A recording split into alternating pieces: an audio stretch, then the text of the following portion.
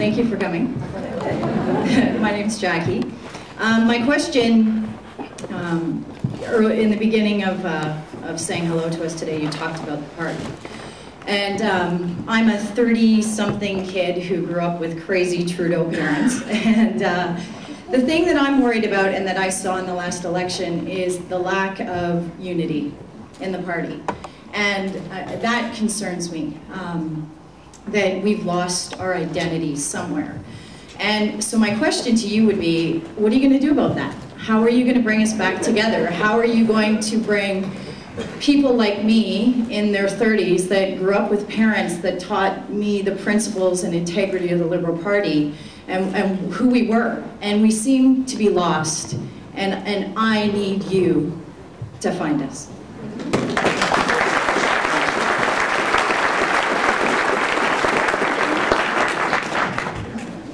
That's a searching and challenging question. On unity, I had rivals for the leadership of the party. One was called Bob Ray, a man I've known for 40 years. Another, Dominic LeBlanc, great MP from New Brunswick. They put the unity of the party ahead of their own personal ambition. So unity was built in December by not just by me, but by two other leaders of this party who put their party first. So we gave a very stunning demonstration of what the party can do when it's in a crisis, when it's faced with pressure from Mr. Harper. Mr. Harper gambled that we would fritter the opportunity away, and we rallied magnificently. So that's the first thing. The second decision that I then had to make, and it relates to the identity of the party, was whether a party like ours could go into coalition with other parties. And I concluded that there were two reasons why we couldn't.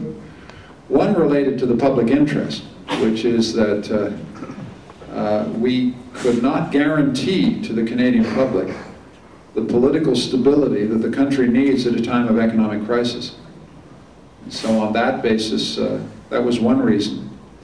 And why couldn't we do that? Because I wasn't convinced that I could frankly trust coalition partners in government. I have respect. Some of you may belong to the New Democratic Party.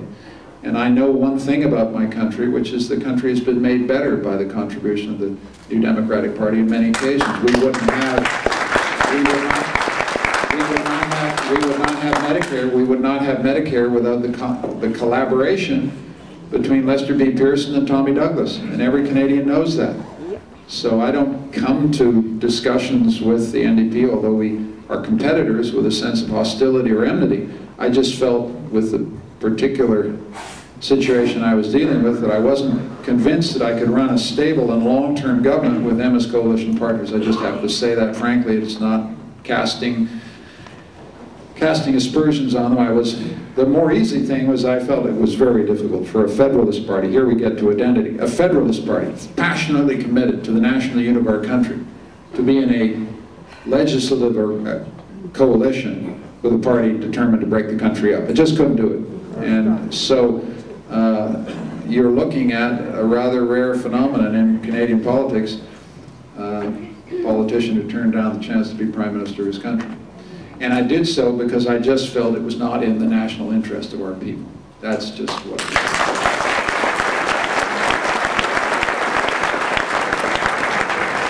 is. So those decisions, I want you to know I'm answering your question. Those were decisions ultimately about who we are.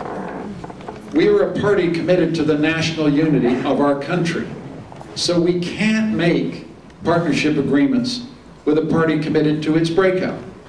We're a party of fiscal responsibility. We believe in paying our freight.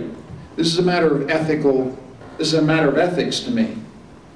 We don't take on debts and deficits that we pass on to our children. We try and pay our own freight. That's a key principle. We're a party of compassion and social justice. At the center of our idea of being a liberal is the idea, and we feel it in this room, there are people who are not in this room today.